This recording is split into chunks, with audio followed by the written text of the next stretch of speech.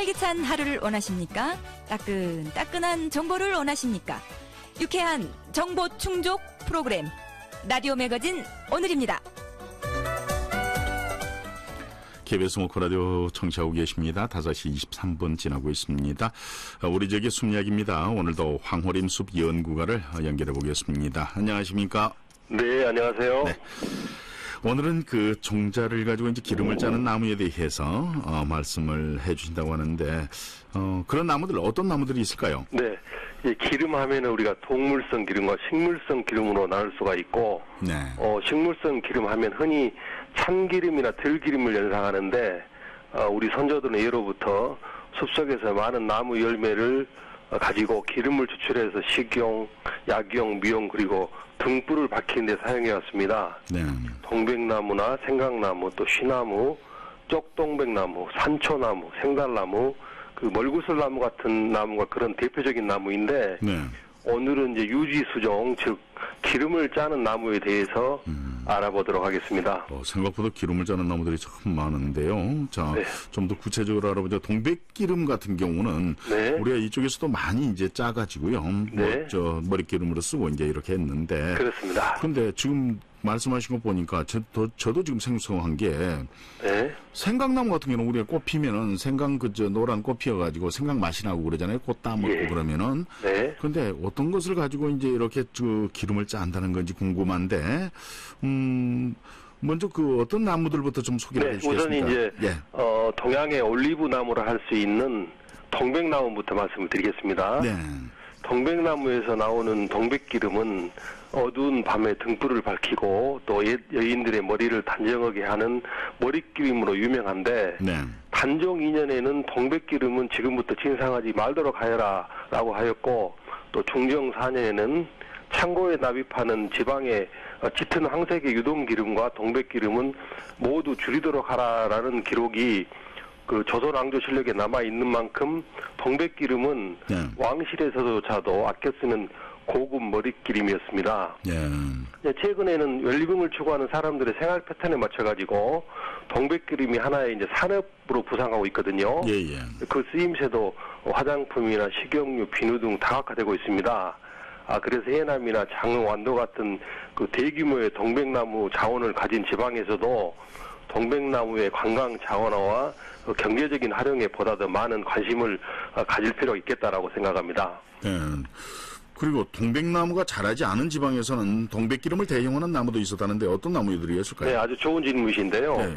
동백나무가 자라지 않는 충북 이북 지방에서는 쪽 동백나무 기름과 생강나무 기름이 동백기름을 대신하게 사용됐거든요. 예. 쪽동백나무의 기름은 머리에 생긴 이를 완전히 없앨 정도로 효과가 좋다고 전해지고, 예. 등잔불을 밝히고 또 양초나 비누를 만드는 데 사용됐다고 합니다.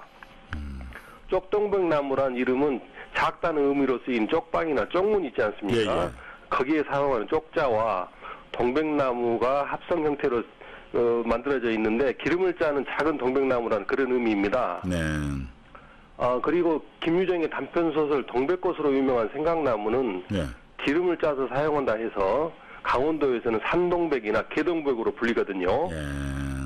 소설 속의 주인공 17살 먹은 나와 또 점순이가 한창 피어 퍼들어진 노란 동백꽃 속으로 푹 파묻혀 버렸다는 그런 장면이 나오거든요. 네네. 거기에서 노란 동백꽃은 바로 생강나무입니다. 네. 생강나무 기름은 평양 기생은 동백기름만 머리에 바른다라는 속설이 있을 정도로 향기가 좋아서 예부터 여인네들의 고급 머릿기름으로 이용되어 왔다고 합니다. 네. 지금 말씀하신 건 이제 나무 종자들 가지고 기름을 추출을 해가지고요. 그것을 이제 주로 이제 머릿기름으로 사용한 네. 그런 내용들을 말씀을 해주신 건데 또 다른 용도로 사용된 기름 어떤 것들이 있을까요? 네. 이제 기름 얘기를 할 때 네. 등잔불을 빼놓을 수가 없거든요. 네네. 우리나라에 전기가 처음 들어온 것이 1887년의 일이고 약 100년 전에 그 석유가 들어왔다고는 하지만은 40-50년 전만 해도 우리 안방에 등불을 밝혀주는 것은 대부분의 주변에서 자급자족한 식물성 기름이 있지 않습니까? 예예. 등유에 관한 기록은 정보 산림 경계에서 찾을 수가 있는데 참 재밌는 내용이 있어요. 참기름은 기름을 짜고 나서 오래 두면 향기가 없어지고 등불을 피워도 꺼진다. 예. 반드시 수시로 짜서 쓰는 것이 좋다. 들기름으로 등불을 켜면 빗무리가 생기지 않으며 기름이 맑고 기름량이 많이 나온다. 또 피마자 기름은 부인들이 길쌈할 때 불을 밝히긴 하지만은 예. 독서하는 데에는 알맞지가 않다. 반드시 눈을 상하게 한다. 또 먹이나무 씨 기름은 예. 등불로 쓰기에는 아주 좋지만 독서하기에는 좋지 못하다. 눈이 상하가 염려가 된다. 이렇게 기록하고 있습니다. 네. 그러면은 가장 이상적인 등장불을 밝히는 기름 어떤 걸까요? 네, 앞서 기록해 보듯이 들기름도 등유로서 품질이 좋은 것으로 여겨졌지만 예. 여러 가지 문헌을 보니까 시나무 기름이 가장 좋은 등유로 인정받았던 것 같습니다. 쉬나무. 예. 예. 경상도 일부 지방에서는 쉬나무를 소등나무라고 부르거든요. 예. 소등은 불을 밝힌다는 뜻입니다. 네. 그 시나무는 다른 열매보다 기름을 많이 얻을 수 있고 또 그름도 없으며 불빛 또한 밝고 깨끗하다고 합니다. 이러한 이제 시나무의 장점이 알려지면서 우리나라의 거의 모든 성안과 선비가 많았던 지방에는 예. 꼭 시나무가 심겨졌다고 그럽니다. 예. 조선시대의 양반은 이사를 가리면은 시나무와 해안나무 종자를 반드시 챙겨가는 것이 또 전해지는데 시나무 열매에서 짠 기름으로 등불을 밝혀서 공부를 하고 예. 또 해안나무는 가지의 뻗음이 단아하고 또 품위가 있어서 학자들의 절기를 상징하기 때문이라고 그럽니다. 아, 그래서 쉬나무와 회화나무의 종자를 가져간다. 그렇습니다. 예. 이 식용이나 약재로 사용이 된 그런 그 나무 종자 기름도 있을 것 같은데요. 네, 산초나무와 먹이나무 종자는 기름을 짜서 식용하고 예. 또 초피나무는 종자를 짜지 않습니다. 네. 종자는 약용으로 또 껍질은 향신료로 사용하고요. 예.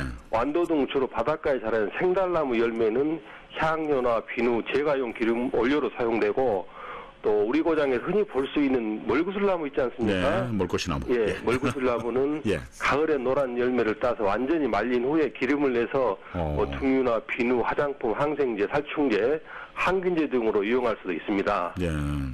기름을 이용하기 위해서 중국에서 들어온 유동이라는 나무가 있거든요. 네, 유동이 있죠. 이 예. 기름은 동유라 하여서 예. 인쇄, 잉크 등의 고업용으로 사용했고 예. 이 시절 때는 일본군들 항공유로도 사용됐죠. 그렇죠. 예. 예, 그리고 이 밖에도 이제 호두나무라든가 비자나무, 또 개합나무, 잣나무의 종자도 짠 기름도 식용하거나 약용하고 있습니다. 네. 그리고 고대 이집트의 그 미라를 수천 년 동안 썩지 않도록 방부 물질이 네. 바로 향나무가 아닌가라고 예. 여지껏 이제 알고 있었지만은 예. 최근에 들어서 참중나무에서 추출한 기름이라는 것이 밝혀지기도 했습니다. 아, 그래요? 참증나무 같은 것은 우리 가죽나무하고 비슷한 거잖아요. 예, 이제 참중나무를 지방에 따라서는 가죽나무라고도 부르고 예. 또 전라도에서는 향명으로 깨죽나무라고도 부르고 하는데 우리가 먹는 것, 예, 예. 먹을 수 있는 멀구슬나무가의 나무는 바로 참중나무가 되겠습니다. 참증나무 되는 거고 부각 같은 것도 만들어서 먹고 그렇습니다. 나물 세순해서 먹고 그렇죠. 그런 이제 거죠. 냄새가 나고 예. 소태나무가의 이제 그 나무는 바로 가죽나무고요. 개암나무는 이거 뭐 깨금나무라고 하는 그렇습니다. 그건가요? 예, 개합나무는 이제 헤이즐넛 커피로도 유명하죠. 예. 헤이즐넛 커피의 향기로 이용되는 것이 바로 개합나무인데 그건 서양 개합나무고요. 예. 뭐 저 도깨비 그 전설로도 유명한 것이 개합나무죠. 아, 그렇죠. 네. 네. 그리고 멀구슬나무는 뭐 저 목재가 좋아서 많이 이제 목재로 썼던 그거고 새들도 상당히 좋아하더라고요. 그렇죠. 먹을 것이 없으니까 특히 집밥구리들이 집밥구리가 이제 그 겨울에 기묘한 먹이가 되고 먹이로. 있죠. 예. 이렇게 먹어보면 달달하니 그래요. 또 껍질. 네, 너무 많이 먹으면 독성이 있어서 새는 괜찮지만 사람들은 좋지 않습니다. 저는 나중에서 알았어요. 선생님이 말씀해 주시니까 이게 독성이 있다 그랬는데 어렸을 때는 많이 먹거든요. 예, 화장실에 이제 소독용으로도 사용을 했죠. 예. 예. 그래요. 네. 그리고 뭐 산초나무 말씀을 하시는데 산초하고 이제 초피나무는 다른 거고요. 비슷하게 생겼지만은 뭐 가시 같은 거 이런 게 좀 다르잖아요. 그렇죠. 이제 우리는 산초나무 기름을 짜서 쓰는데 쓰고 예. 중국 일본에 많이 쓰죠. 우리가 부르는 예. 초피나무를 산초라고 부르기 때문에 예. 우리나라 사람들이 산초하고 초피하고 많이 헷갈리는 경우가 있죠.